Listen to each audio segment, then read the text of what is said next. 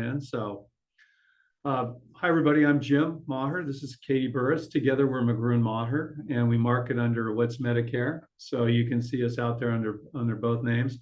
I've been doing this 35 plus years, going on 35 years, helping individuals with Medicare, long-term care. And Katie, I can't believe how long you've been doing it now. 20 years, wow. So combined, we're 55 years, so we may get an answer or two right today, we hope. But there's lots of changes going on in Medicare that are going to start in 2025, and we just want to make you aware of them. So it's the season, right? The open enrollment's going on right now, which we're going to show. And we're happy to always answer any questions, and we're going to have our contact information up at the end also for you. And then a couple of housekeeping notes. So that Q&A box, which you guys found real fast, if you have any questions, if you can type them in there, everybody is muted. And then at the end, we'll go ahead and answer any questions that come up. Got a presentation, just a couple slides to kind of talk about what's going on. So we're going to talk about the updates for 2025. And so the biggest thing going on right now, in case nobody notices, every time you turn on the TV, the radio, everything is telling you that it's Medicare's open enrollment time. You'll also hear the term used, the annual enrollment period or annual election period. All of them mean the exact same thing, and those terms are just used interchangeably. So this time period runs from October 15th through December 7th. Important things to note. So this is the time of year where you can switch your prescription drug plan. So you can move it from your current plan to another. You can add a prescription drug plan if you didn't have one previously. There would be a penalty, and we can always talk to you about that individually. You can go from original Medicare and a supplement to a Medicare Advantage plan. Caution. We need to talk about caution on that. Okay. Or people can drop their Medicare Advantage plan and go back to Medicare and get a supplement. You would have to answer health questions, though. Just so you know, too, these are the most changes I've seen since 2006. Oh my gosh. So there's massive changes coming to the Medicare market in 2025. And the good news is that a lot of this doesn't impact you, right? So we're going to talk about who it impacts and who it doesn't.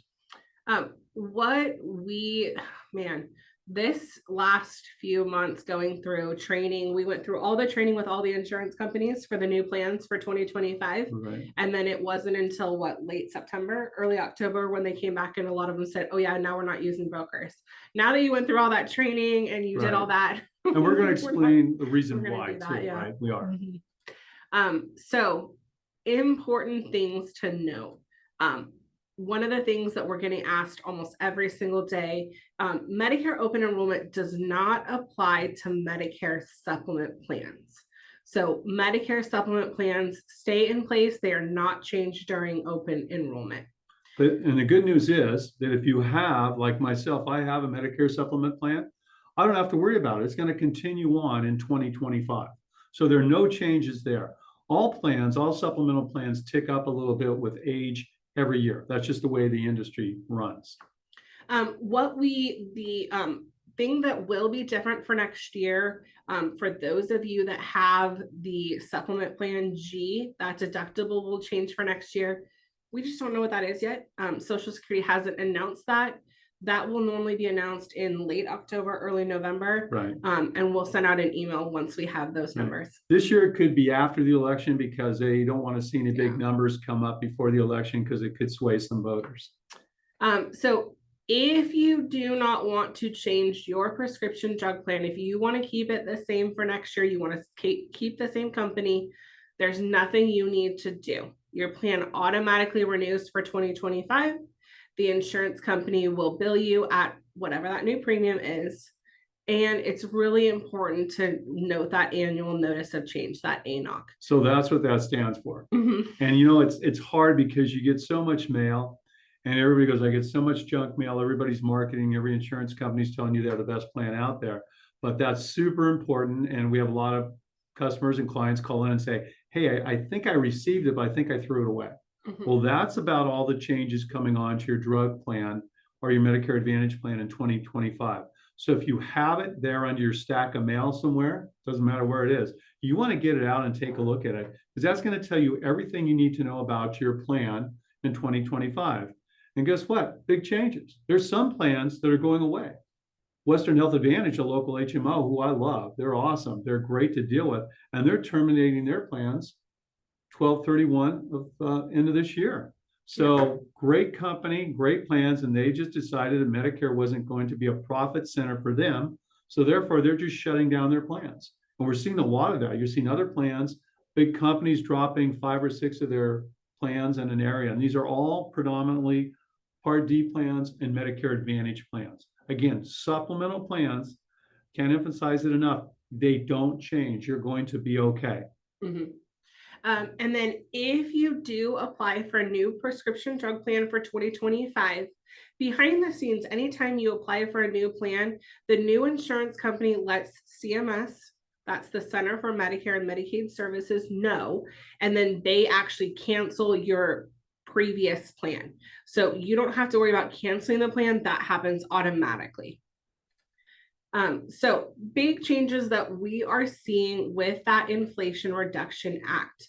I know you're all noticing this, higher premiums on your prescription drug plans. Yeah, most of them aren't going down, sorry. $2,000 maximum out of pocket for prescriptions. So we have seen that helping a lot of people that are on really expensive medications. We've also seen on medications, Jardians, Trulicity. Ozempic, Eliquis, really expensive drugs are that's really going to help people that are taking those drugs. Yep. And then no coverage gap. So that donut hole coverage gap, that is gone in 2025. Right. So you don't have to worry about going through, a good portion of the year and then you hit summer or fall and now you go in and your prescriptions all of a sudden are way more expensive because you hit that coverage gap. That's gone for next year. Plus, we never have to explain that again. That is the most difficult plan to ever explain about coverage gap and 25% and who pays what, right? It really is. So that's the one thing I'm excited not to have to explain anymore. So I'm going to do, can I do Paul Harvey the rest of the story? Go for it. So everybody thinks, the White House is touting that the Inflation Reduction Act is awesome. It's great. And I agree, right? It does cap prescription drug costs at $2,000 next year. And that's a good thing. But here's the rest of the story. So behind the scenes, they know that the insurance companies are now on the hook for about 60% more, right? So they're used to not paying that. That's kind of a trade-off what Medicare was paying. So they shifted the cost to insurance companies. And so you know what insurance companies do? They don't just say, gee, we're going to let it eat into our corporate profits. They go, no, we're going to pass that through to consumers. So that's exactly what they did. So that's why all these plans are leaving the market, shutting down, cutting contracts with brokers. I know we're going to talk about that in a minute. Like only 115,000 brokers nationwide they cut contracts with because there wasn't enough money. So in August or September this year, when they came out, when the Part D plans came out, the White House had a fit because they were so high. And in an election year, anything like that that's not good for the consumer to go, my prescription drug plan went up 2, 3, 4 times that, and you want me to vote for you? That's not going to happen. So they were panicked. So what they did is they subsidized all the insurance companies and said, we're going to give you money to keep these plans looking low. So they're going to premiums. Some of them are still pretty reasonable. The average, I think, is $40, which I don't know how reasonable that is, but that's the new nationwide premium average for 2025. But that's why. So as a result of that, insurance companies came back and said, we're going to pull plans. It doesn't matter who, big ones, small companies are shutting down. But the problem with Part D plans, listen, I have a plan myself, WellCare, and some of you out there probably have it also. WellCare for myself went up from 40 cents a month. It's going up to $17.40 a month. In California, right? So I know we have people all over the United States on here, but in California. So I go, that's still reasonable. But what they did is they terminated all brokers across the United States, all our contracts, saying you can no longer sell or service an existing client or sell a new policy. So I can't even call in as a broker to help myself. I have to call in as a consumer, as Jim Maher, right? Policyholder with WellCare, to get information on my plan. So that's what we're faced with right now. So we're trying to make everybody aware of all the changes and show how we can still try and help you. The other thing, we put together a video that we're going to be sending out to help do those lookups as well. So look for that coming probably in the next week. So the other big thing that we are seeing with the Inflation Reduction Act, you're going to hear the term M3P plan. What this is it's a payment plan, and it helps spread out your prescription drug costs into monthly payments. So you don't have to worry about that huge bill when you go in January. So what can happen on this is, let's say you go in January and your prescriptions are $1,000, and then you go in February and it's another $1,000. Those monthly payments could possibly change based on how you're filling prescriptions. So over the year, as you fill more prescriptions, if you haven't hit that 2,000 yet, and you have some more costs that contribute to it, the monthly payments may change, but you're paying it over the year instead of all at once. That's a big deal for people, right? Because normally, if you're going to take a huge hit in January or February, a lot of people put on a credit card, right? And that's just the way of life. Some people can pay cash, but a lot of people put on a credit card, maybe get points, right? So that's a good deal. But they're now going to allow you to make that payment, right, over 12 months. So that's a good thing. If you look at the old IRAs at $2,000, that's about $166 a month. They'll let you pay that. So that really will help quite a few people out there. That has to be set up through the insurance company, and you want to make sure that you have that done before you go to the pharmacy. So there was some confusion when this was originally came out that you were going to have to do it at the pharmacy, and then the law kind of got revised and said it has to be done through the insurance company. So our recommendation is to reach out to your insurance company probably in like late December and tell them you want to get signed up for this plan. So when you start filling medications in January, you're not having to like wait on hold for a long time with the insurance company, and you already have this plan in place. So if you are on this plan, then what will happen is when you go into the pharmacy, you're not going to pay anything because they're going to bill the insurance and the insurance company will bill you. So I'm not going to have to put that on a credit card or anything then? No. And that's life-changing for a lot of people. It really is. That's a good thing that came out of the Inflation Reduction Act, quite honestly. It's just the cost, how they're passing it through to everyone else who that doesn't pertain to, right, to pay for it. They will tell you enrollment on this is voluntary. I've seen it recommended that if you don't have huge prescription drug costs, to not sign up for this plan, to sign up for it if you know you're going to be hitting that maximum, or if it's going to be, $1,000, $1,500 that you're going to have to pay. Really important things. So when you are shopping your prescription drug plan for 2025, couple of things. You want to make sure that you are checking the formulary. So just because prescriptions you're taking now does not mean they'll be covered in 2025, even though they've been covered in 2024. So you want to also check your pharmacy. So that would be the same thing. Pharmacies can change.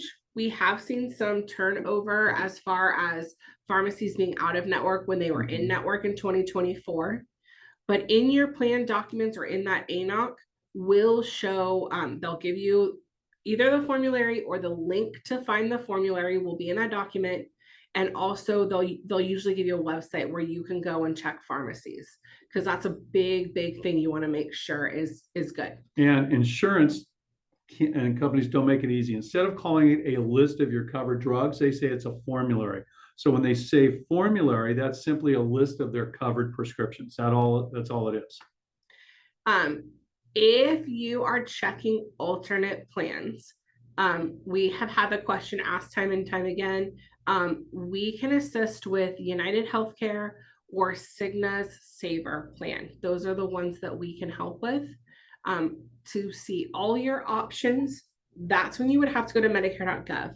And that is the video that we put together where we literally do a step-by-step lookup, how to pull up your account or create an account on Medicare.gov and actually do the lookup and compare plans for next year. I will say one thing about this. Medicare.gov is a great site, right? I go there all the time. I look for myself. You can find out what your claims are, how much you paid, or premiums paid current, but they really have made it simple and easy to use. As a matter of fact, so if I was looking around at a plan, Katie, I can go in there and look, and I put my prescriptions in and my zip code, and it says, well, it's company ABC or XYZ. And I go, well, I like that. And you just simply click on apply. It's really easy, and you can apply immediately for company ABC or XYZ in that case, right? Mm-hmm. The thing to caution. So if you're thinking that you want to change your prescription drugs or your prescription drug company, thing to worry about or be concerned about is if you are on medications that require prior authorization or pre-approval, if you move from your plan to another, you do need new approval under the new insurance company. So a lot of times that's not an issue, but that's just something to consider. Also, depending on how many of your medications fall within that prior authorization. Sometimes none of them do. Sometimes quite a few of them do. The other thing would be mail order. If you're using mail order with a current prescription drug plan and you switch to a different one for next year, they don't all use the same company. So some of them use Express Scripts, some of them use Optum, some of them use CVS Caremark. So that would be something to note that if you're changing, just make sure that you know who the new mail order pharmacy is. And that is always included with the welcome paperwork that you're mailed. Right. The companies are really good about helping you set it up because they want to maintain your business, right? They don't want you to leave. So their customer service is really good about helping you set that up. You don't have to call the doctor. They do that for you. Yeah. With that prior authorization, having a doctor that is in your corner makes all the difference, right? Because the doctor can help you get that prior authorization done through the insurance company. And I talk to clients, I talk to you guys every day, all day. And those of you that have a doctor that's on top of it really makes a difference. That's right. Most asked questions that we're getting. So does a Medicare supplement plan still make sense? Well, I have mine and I'm never changing. I love original Medicare. And remember, I'm different than all of you out there. And all too often people go, well, this is what my brother-in-law, my neighbor, my coworker told me. Everybody's individualistic in Medicare, even spouses. We have some spouses that have a supplement and then some have an advantage plan. Excuse me. I like the idea of being able to go wherever I want to. Any doctor nationwide, any facility nationwide that takes Medicare. I want things simple. I've been on Medicare for 2 years and I really love it compared to an under 65 plan. So I'm no way am I letting go of my supplemental plan.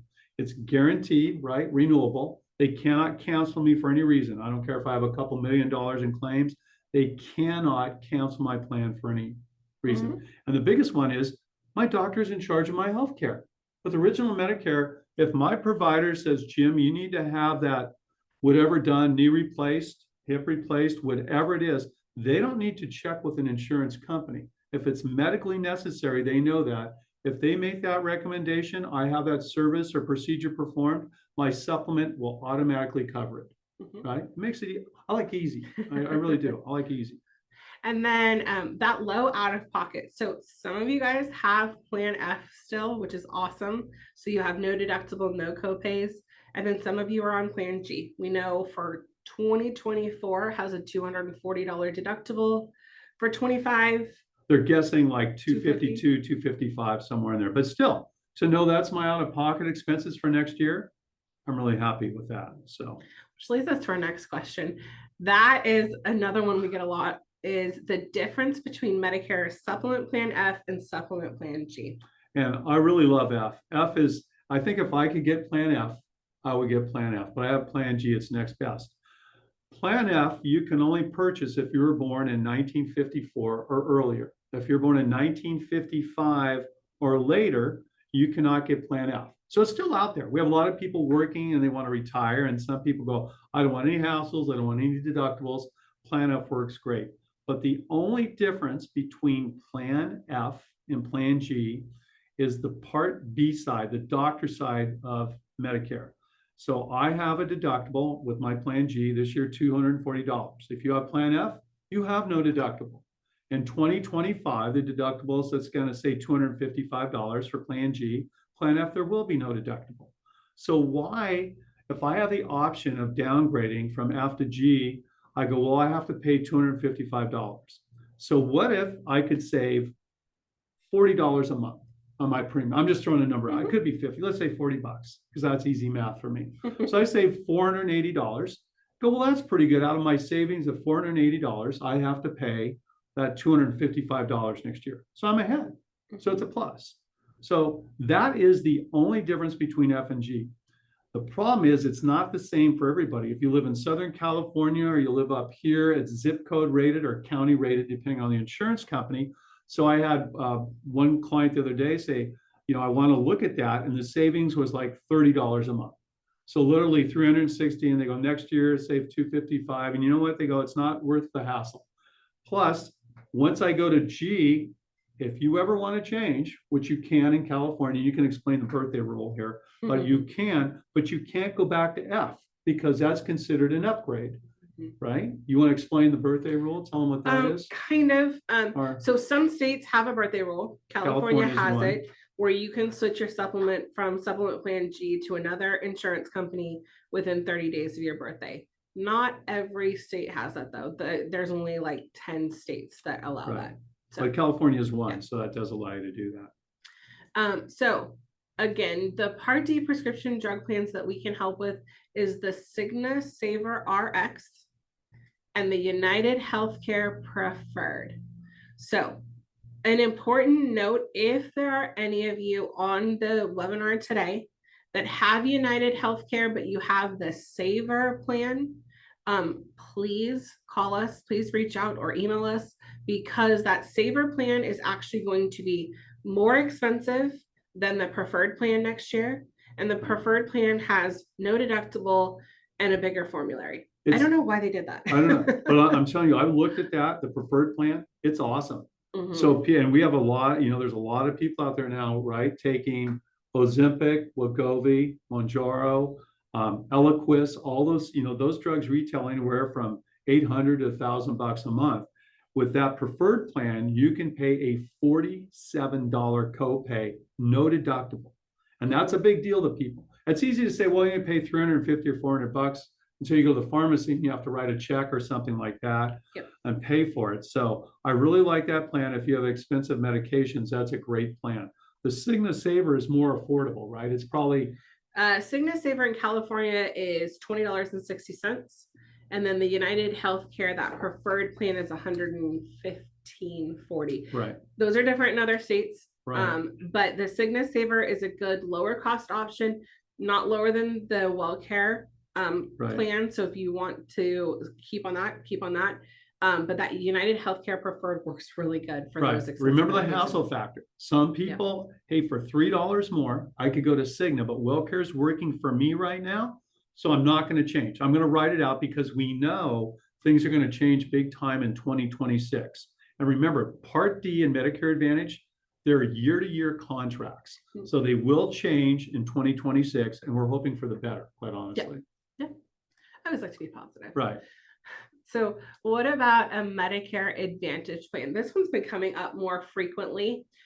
So if you've been on a Medicare supplement plan and you're thinking of dipping your toe in, trying a Medicare Advantage plan, there is something called a trial period.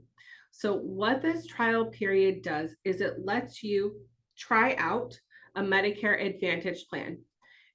It's for a 12-month period. After the 12-month period, you would have to answer health questions if you wanted to get a supplement plan back.